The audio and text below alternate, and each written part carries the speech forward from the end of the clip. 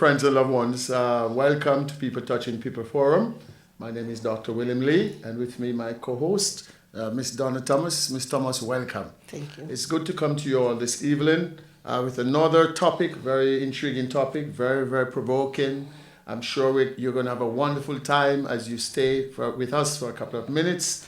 And of course, the topic, or the heading of the topic that we'll be discussing today is the ideal mother. Mm-hmm. That's very interesting, Ms. Thomas. Yes. That's going to be very fascinating today. Mm-hmm. So again, welcome as we dive into this topic. We'd like you to take notes. And of course, we also ask you to comment on it rather. Let us know how well we're doing as we go week by week in presenting to you a new topic. So, Ms. Thomas, again, welcome. Let's dive right into the lesson tonight. Oh, for sure. We're just now celebrating Mother's Day from yesterday to today. It's a big thing in Canada, and I'm sure it's also throughout the world. Yes. Are you there? So at this point, we feel it's important for us to pause, take a moment and pause, and to show homage to our mothers. A couple of questions, Ms. Thomas, that we would like to talk about this evening to address is, number one, what is the meaning of a mother? We're going to discuss that. Number two, what are the characteristics of an ideal mother? And number three, is there a difference between a child bearer and a mother? And number four question, is there such a thing as a bad mother or a good mother? It's going to be quite interesting. So let's get into the definition, Ms. Thomas, of a mother. What is the definition of a mother, please? So I have a few definitions here that were taken from the dictionary. Yes, please. Mm-hmm. A mother is a female of a human being. Wow. A mother is a woman in relation to a child or children to whom she has given birth. Okay. A mother is a female who undertakes the responsibilities of a parent toward a child. A mother is a female parent who nurture and mother children. And that you said, Ms. Thomas, the definition of the Webster's Dictionary, the secular dictionary. I believe there's much more that can be said, Ms. Thomas, about an ideal mother. Wiseman said once, the one that rocks the cradle rules the world. Yes. And then, of course, this speaks of the profound influence a mother has on shaping future generations and the world. Absolutely. And so we want to get deep into it tonight, Ms. Thomas. And the Bible also emphasizes the role of a mother, our mothers, in instilling faith and values in their children, ultimately impacting the world. Don't you agree? So let's go a little bit further into interpretation or the characteristics of an ideal mother. What do you say, Ms. Thomas? So I'll be reading a few characteristics of a good mother. Yes. The first one, repair when you make mistakes. Wow, okay. So being a good mother doesn't mean being perfect. Wow. We know that. Okay. We all make mistakes. Yes. Parents make mistakes, mothers make mistakes. So it's not being perfect. That's right. It isn't about losing your temper, forgetting an important event, or simply having a bad day. What's essential, however, is how you handle these moments. Wow. Repairing when you make mistakes. A powerful trait of a good mother is showing your children that it's okay to be human. Wow. It's okay to err. Very good. And most importantly, to take responsibilities for those errors. Wow. This process of repair can be as simple as sitting down with your child, acknowledging your mistake, and explaining how you'll do better next time. That's awesome, isn't it? Yes. Wow. Now, that's getting deep now. That's getting deep. Let's go further, Ms. Thomas. Believe in your children. Wow. Believing in your children is one of the most impactful things you can do as a mother. Wow. Believe in them. They have dreams. A lot of them have dreams, aspirations. Let us believe that they're able to accomplish those goals that they have set out to do. Because as mothers, a lot of times children make goals and mothers discourage them. That's right. That's right. Right? That's Because right. probably it's not in line with what they want them to do. That's right. So that happens a lot. What about speaking well over your children also? Absolutely, yeah. Positive words rather than negative words. That's also believing in your children. That's right, See the that's right. positives. Great. That's very good. All right. Please continue. Validate your children's feelings. Validate your children's feelings is crucial in building a strong, trusting relationship with them. It means acknowledging their emotions, whether they're happy, sad, frustrated, or excited, and letting them know that their feelings matter. That's awesome. And this is awesome. This is awesome. Let your kids know Wow. that whatever they're feeling, because remember, Wow. they could go through different emotions That is too, correct. right? Yes. And sometimes mothers or parents, they don't play what their children are experiencing. Wow. And we don't know what their day-to-day event is like at school, in the marketplace. So Yes. they go through different emotions too, and this affects them. So just remember to validate them. Just sit with them, talk to them. What's going on? Let us have a conversation. Awesome. Yeah. Awesome. So you're Right. saying then, of course, we need to, and mothers need to get to allow the children, to be able to express themselves. That's right. And of course, as you rightly said, and I love that, you as a mother should know when your child is sad, when he's happy, when he's glad, when he's frustrated, when he's going through, and Yes. and you should be able to sit. And I love what you said, with your child or your children and guide them through all of that. That's powerful, right. isn't it? Let's see, what else do you have to offer? Hold boundaries. Wow. Holding boundaries is a vital part of being a good mother.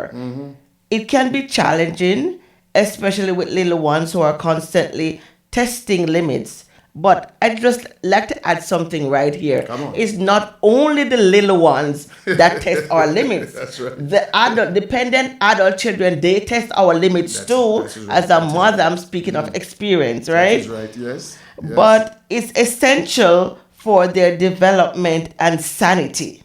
Boundaries provide a sense of security and structure, Yes. helping children understand what behavior is acceptable and what isn't. Give me an example.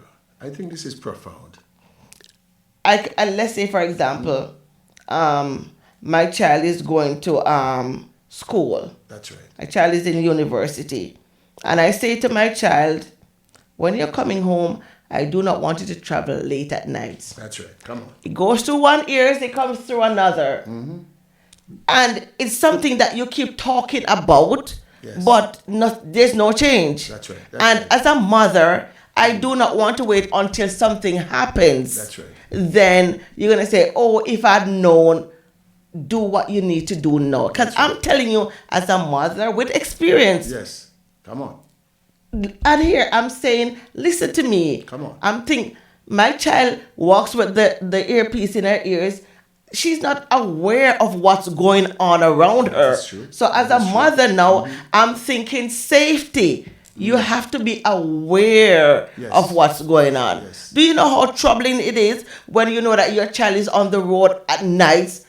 Why can't you come home early? That's right. That's right. So it bothers you, right?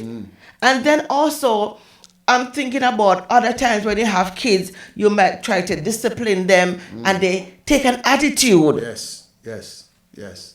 Yes. They take an attitude Yes, come and they're think that probably they're at an age where they can say anything or do anything, but not in my book. Well, No. Ms. Thomas, I must admit to you, and I must confess, I was brought up in a very disciplined, godly home. But as a young man, my parents had 16 of us, I used to test my parents' limit too. I was very active into sports, do all these type of things, soccer, cricket, swimming, track and field. But I always thought I was smarter than my parents. But I found out every time I make a move, my mom was always ahead of me. Yep. And their boundaries, loving home, great, but their boundaries, there's some place you cannot go. There are some things you cannot do. Of course. And in my home, we were never allowed to go to the streets at night like the other boys. We were not allowed to go to the matinee or to the club. We were not allowed to drink, I swear. And of course, all the boys around used to do. Yes. The boundaries were set. And I must admit to you, they were reinforced. But sometimes I try to test. Yes. But thank God today, looking back, I really appreciate the boundaries that were set. And I'm sure you cannot attest to that too. Yes. The godly boundaries that were set for us kept us in good stead, isn't it? Yes. All right. Very good. Very good. Let's go on to the next one, please. Show your children respect. Showing your children respect is foundational to a healthy and loving relationship. Yes. Yes. Respecting your child means valuing their opinions, listening to their concerns, and treating them with kindness and fairness. I love this. Show your children respect. That's right. But let's look at the flip side of the coin. We grew up in a society where we always hear about respect your parents, respect Yeah, the but- adults, respect. Yes. And the children's matter issues means nothing, you know. But now we are learning, Yes. you know, that we need to also show respect to our children Yes. because they are human beings too. That's right. You know, that's right. it's not Because something- at the end of the day, we don't want our kids to respect us, and we don't respect them. There you go. That's gonna ruin the Of relationship, course, of right? course, of course. So Wow. we have to respect our children because they have feelings, Wow. right? So when we respect them, they will respect That's us. right. That's right. As I always say, That's right. respect begets respect, Okay. right? And the Bible speaks about that to the parents. Says, parents, do not provoke Yep. your children to wrath. We have to be able to respect them. Discipline, yes. You know, correction, Yes, of yes. course, but definitely. we have to respect them as individuals. Yes. And as you rightly says, when we give our children respect, we teach them what it means to respect Yes, us in return. yes. That is wonderful. And also too, when we respect our children, I believe that they are more open to us. Come on now. When they have issues, they're more Yes. willing to come and sit and talk with us. Yes. But when we're gonna shut them down and not respect them, they're gonna go to their friends for Come on. advice. They're not That's gonna true. come to us. That is true. Yeah. That is true. Now it's getting good. Great, Miss Thomas, so far. Okay. Let's go on to number Okay, 6. let's continue. Give your children space to feel how they want to feel. Wow. This is very crucial for your children's emotional development. Yes. Yes. It yes. means allowing them to experience and express their emotions Yes. without judgment or immediate correction. All right. This approach helps them understand and manage their feelings, fostering emotional intelligence and resilience. Wow. Give your children space to feel how they want to feel. It's amazing. That's And right. that's a part of the emotional, as you rightly said, emotional development. Yes, yes. Get them to a place to foster emotional intelligence and resilience. That's very, very important. That's very, very So, important. if your child, some folks, again, because of impatient mothers, your child is hurting or crying because of a situation. And again, please forgive me, but we came out of a culture That's that right. things have changed. But you'll hear some people say, keep quiet. Yeah. Don't talk. Don't cry. Don't, you know, but that they need to allow the child That's to right. express That's his right. or her feelings. Yeah. Are you there? That's So right. This is powerful, Miss Thomas. Can we move on further? We're helping somebody tonight. So let's continue with number 6. Encourage your children to talk about what they're feeling Yes, by yes. asking open-ended questions such as, all right. what made you feel that way? Or, do you want to tell me more about it? Isn't that something? Yeah. So that's good. That's Wow. like you're giving your child a voice. That's right. So when they, because remember, what we put, the foundation that is laid, Yeah. that's going to determine the adult, how they turn out to That be, is right? true. That is So true. That if is true. we encourage our children to have a dialogue with us, Okay. continue the That's the conversation, word. not shutting down, but we're going to continue the conversation. And guess what? you might not have the conversation at that moment, Yes, but you could yes. have it the next day or Yes. the next day. And then you just want to encourage your children, come to me, let us talk. That's right. Let us That's right. reason together, That's right. right? That's right. Yeah. That is powerful. That is so powerful. And I love the thought there, the open ending conversation. What made you feel This way. this way? You know, or how do you want to tell me more? You said it rightly. It's a dialogue. And then with that comes trust. Yes. That the child is able to trust the parent, the mother. And so what's developing here. Yeah. It's a mutual understanding and Exactly. love. Building relationship. Relationship. Yes. It's not something that is That's powerful. right. That's right. All right, let's go further. Parent, don't control or try not to control. Come on now. Parenting is about guiding and nurturing your children, not controlling them. Parenting with a focus on guidance rather than control encourages independence, Yes. critical thinking, and self confidence in your children. Wow. I know for some mothers it's really hard. I know it is. Because you have controlling mothers Yes, yes. who want to have the final say. Yes. But what we're saying is try not to be that controlling mother. I was a friend of mine was talking recently, some time ago. He's a lawyer, a criminal lawyer. And of course, he said when he graduated from college back home, you know, and he was going on to university. His mother took him to the principal. And her thing was he has to become a doctor. Nobody else but a doctor. She Yes. wants this boy to become a doctor. And he was giving me the joke that they went and the principal, they were talking, and the principal was a wise man. So he asked the mother, what do you want your son to be? Oh, he's going to be a doctor. And then the principal asked the son, what would I like to be? I want to be a lawyer. He said, Doc, I got some beating from on her way home. She put some Yeah. licks on him because that was her thing about him. She wants him to be a doctor, you know, and so that's controlling. Yes. And you know, eventually he became a lawyer, and he Because became that's what he wants. Fantastic lawyer, successful lawyer. You know, and parents do that sometimes, don't we? Yes. You know. Yes, and in some cultures too, when children are going to universities, they put down the rule that there's specific field that you can enter in. Oh yes. If it's not that field, Yes. you're not doing it. Wow. And that is sad. I had a co-worker from another culture. She really, really wants to be a teacher.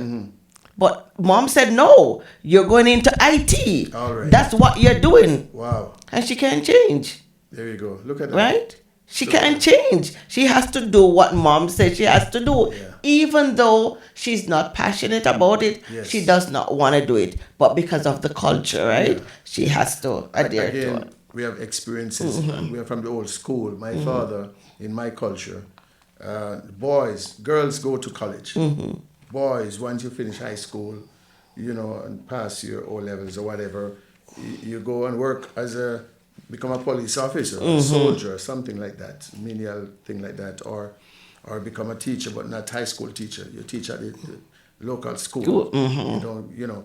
And so I finished, but I knew I wanted to go to college. You wanted I more. knew You wanted I more. I had more to offer. I wanted more than that.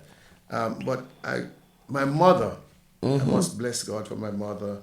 She saw the potential in me. That's right. It was because of my mother. And we didn't have much money. But my mother was my greatest support. That's good. I must tell you, Miss Thomas. And I got a chance, went to Montego Bay, went to college. But here's the funny thing. When I graduated from college, my mother was here in Canada. Oh, And then I okay. got a job immediately as an assistant manager. My first paycheck, Miss Thomas. My father was home. I remember when I went home the Friday evening, I opened the envelope and I gave my father some money. He was a happy scamper. And I mean, he was bragging, his son finished, and you know, but Yes. again, thank God for mothers. Yes. A vision, you know, and they see the potential and they're there to That's guide right, you, as that's your writer right. says, not to control your life. And, you know, but this is very good, very good. Parents should not be controller. Of course, we should be able to guide and nurture our children and walk them through, take them through those critical moments to a place of self-confidence. Yes. And etc. and etc. What about number 8, Miss Thomas? Manage your own mind. Wow. Managing your own mind is a key trait of a good mother. Children are incredibly perceptive Yes. and often mirror the emotional state of their parents. Come on. By maintaining a calm and balanced mindset, you create a stable and reassuring environment for your children. Okay. So when we talk about mirroring, Come on. that's doing what you see your parents do. Come on. Right? Come on. So what we're saying here, we have to be mindful of the behaviors Yes. in front of our children. Yes. Right? So because we don't want them to mirror certain behavior. That's right. We don't want them to take That's certain behavior from us, right? right. In order for them to be well-rounded, well-grounded, That's right. we have to be mindful, we have to be clear, we have to be calm, we have to be balanced, right? You know what I tell my boys, the 3 boys, they're grown men now, Miss Thomas. Growing up, I've told my boys, I said, I'm telling you, as they grow up, I said, do anything that you see your dad does. I'm telling you, you can do it. You don't need to go in the world out there at school for anybody to teach you. Exactly. I said, and my boys have never seen me swear an indecent language. They've never seen me drink alcohol. They've never seen me smoke marijuana. They've never seen me smoke any form of drugs. And that's how I taught them. Yes. And with my boys in our home, I always tell them I love them. They are big men now. Of course. And even now when I talk to them, even today, one of my second son called, Ryan, talking, hey, Dad. And before the conversation is over, I said, hey, man, I love you, man. That's the type of relationship. And that should be normal behavior. Of course, normal. That should be the norm. Yeah. Where we tell. But you know what? In our culture, when the children reach a certain age, it's like we refrain from saying, I love you, or we refrain from even hugging. And it's based on how we were grown up, right? Yes. Our lived experiences. Because of our culture, we don't really hug our older kids. That's we right. don't say, I love you. That's right. And I think we can't say it enough. That's right. Come on. We need to say it as often as we can. I love you. Yeah. Finish the conversation by I love you. And if we put these things in place, because remember, our children, they're going to be parents, right? Yes. And these are some of the things that we want them That is true. to carry on with their kids, to do That with is their true. kids, right? You know, Miss Thomas, on Saturday when we had a barbecue here, my sister came. She was in Jamaica. She came here and she came down to the barbecue and had a wonderful time out there. And she needed to go home now. And one of the ladies dropped her in Pickering. So she got off the bus hoping to get another of the vehicle, hoping to get a bus to go to Oshawa. And I was told that my sister got off at the wrong stop, so she got lost. Oh, dear. Example. And she had left her phone. She didn't know who to call. Just to give you an example. Would you believe she walking along the road?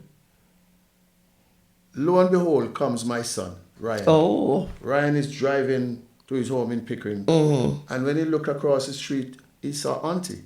You know what he did? He shouted, Aunt, and he pulled over. And his auntie was so happy to see him. You know what he did? And I said, that's who we are. He pulled over, but he was on his way to a meeting. He wasn't able to take her to Oshawa, but my son stayed with her and called Uber, the taxi, and gave instruction, paid for his auntie to get home.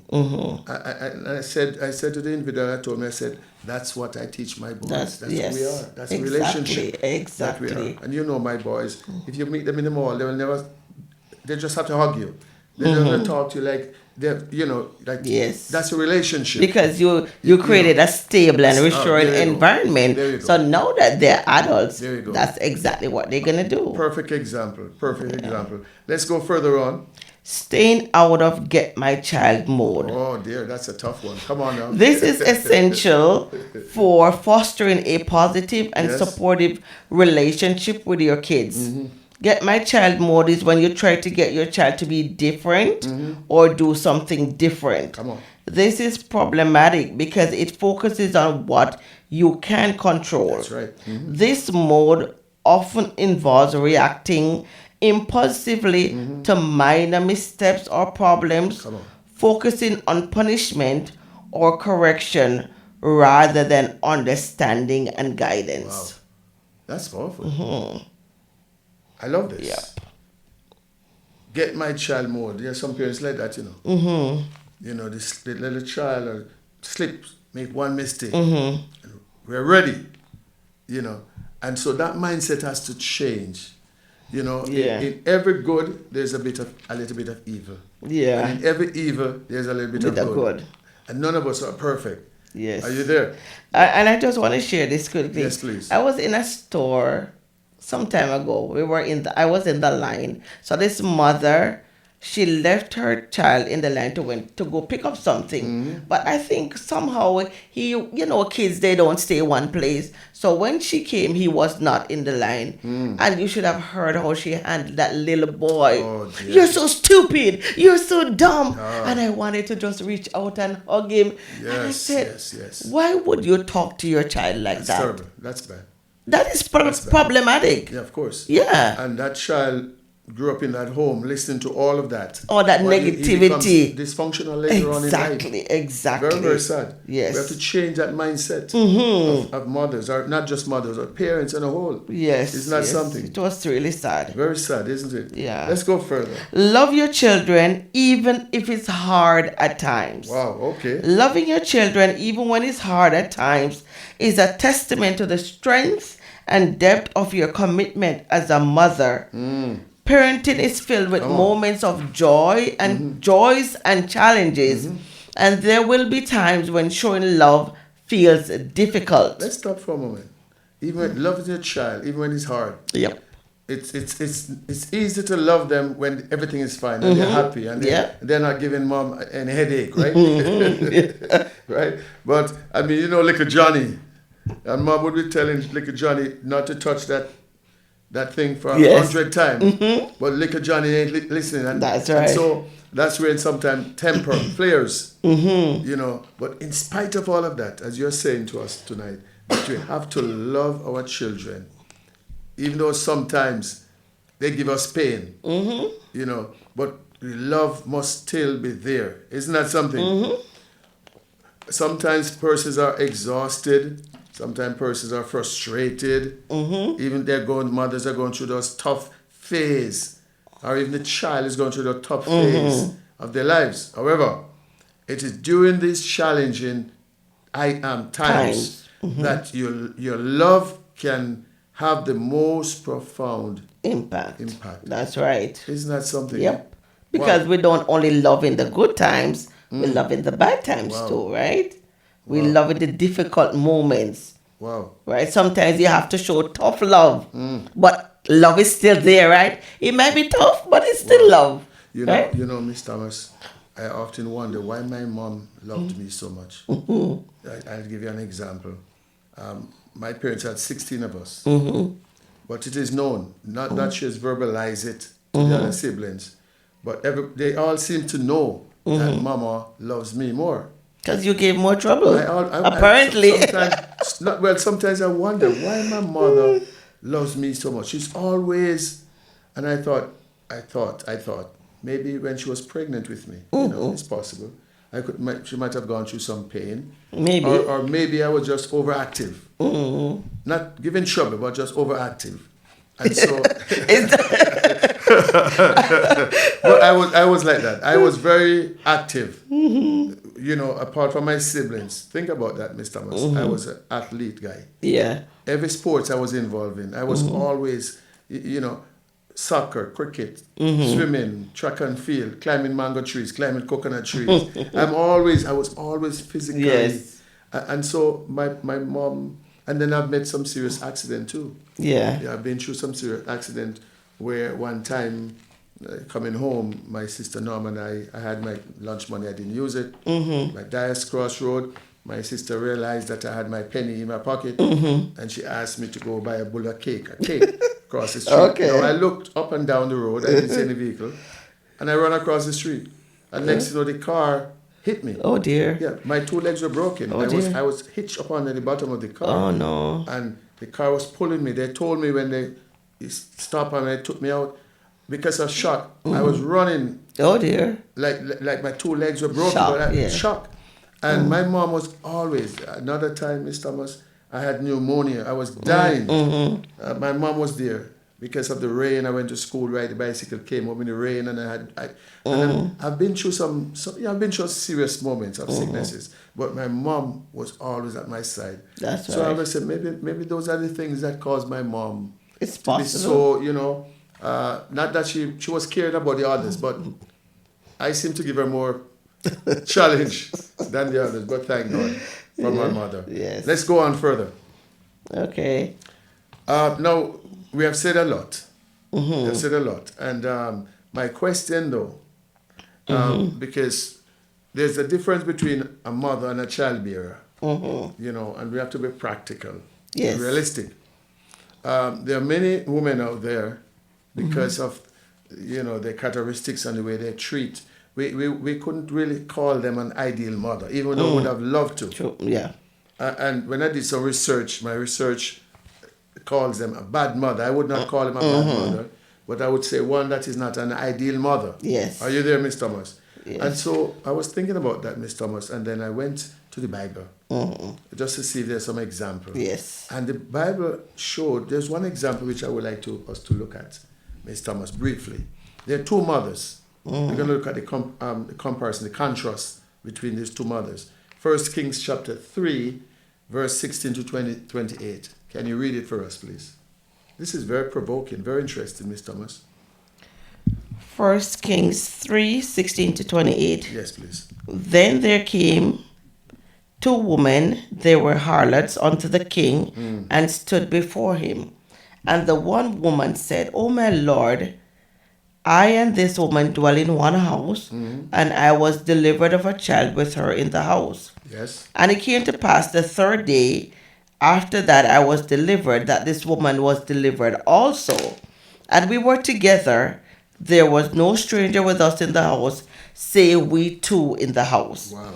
And this woman's child died in the night because she overlaid it. Wow. And she arose at midnight and took my son from beside me while thine handmaid slept, and laid it in her bosom, and laid her dead child in my bosom. And when I arose in the morning to give my child suck, behold, it was dead. But when I had considered it in the morning, behold, it was not my son, Wow. which I did bear. And the other woman said, Nay, but the living is my son, and the dead is thy son. Come on. And this said, No, but the dead is thy son, and the living is my son. Thus they spake before the king. Then said the king, the one said, This is my son that liveth, and thy son is the dead. And the other said, Nay, thy son is the dead, and my son is the living. And the king said, Bring me a sword. Wow. And they brought a sword before the king. And the king said, Divide the living child in two, and give half to the one and half to the other. Then spake the woman whose living child was unto the king, for her bowels yearned upon her son. And she said, O my lord, give her the living child, and in no wise slay it. But the other said, Let it be neither mine nor thine, but divided. Then the king answered and said, Give her the living child, and in no wise slay it. She is the mother thereof. And all Israel heard of the judgment which the king had judged, and they feared the king, for they saw that the wisdom of God was in him to do judgment. What a story, Mr. Thomas. What a story. Here's a contrast between two mothers. As you read the story quite well. Both gave birth Yes. to two sons. Right? The same time.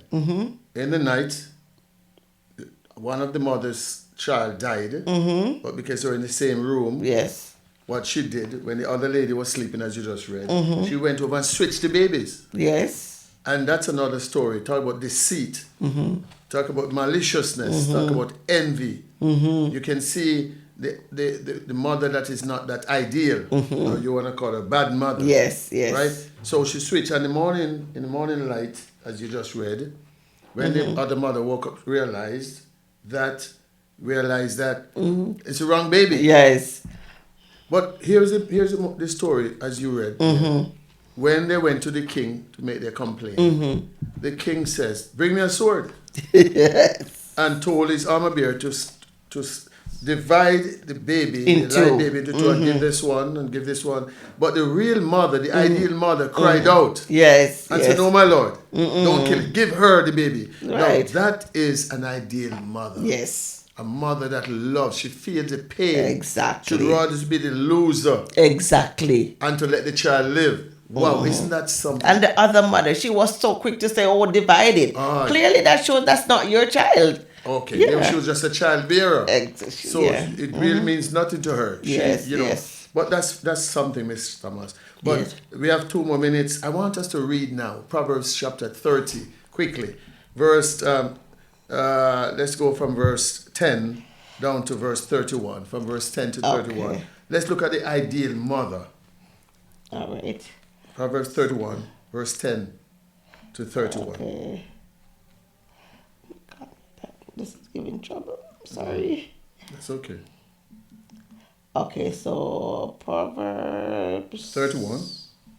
We are looking now at the ideal mother. 31. Or the Okay. good mother. And we're reading from what verse? Verse 10. Okay. From verse 10. Who can find a virtuous woman? Yes. For her price is far above rubies. The heart of her husband does safely trust in her, so that he shall have no need of spoil. Wow. She will do him good and not evil all the days of her life. She seeketh wool and flax, and worketh willingly with her hands. She is like the merchant ship. She bringeth her food from afar. She riseth also while it is yet night, and giveth meat to her husband, and a portion to her maidens. She considereth a field, and buyeth it with the fruit of her hands. She planted a vineyard. Wow. All right. She girded her loins with strength, and strengthened her arms. She perceiveth that her merchandise is good. Yes. Her candle goeth not out by night. Yes. She laid her hands to the spindle, and her hands hold the distaff. Yes. She stretched out her hand to the poor, yea, she reacheth forth her hands to the needy. She is not afraid of the snow for her household, for all her household are clothed with scarlet. Wow. She maketh herself coverings of tapestry. Her clothing is silk and purple. Her husband is known in the gates, when he sitteth among the elders of the land. She maketh fine linen, and selleth it, and delivereth girdles unto the merchants. Yes. Strength and honor are her clothing, and she shall rejoice in time to come.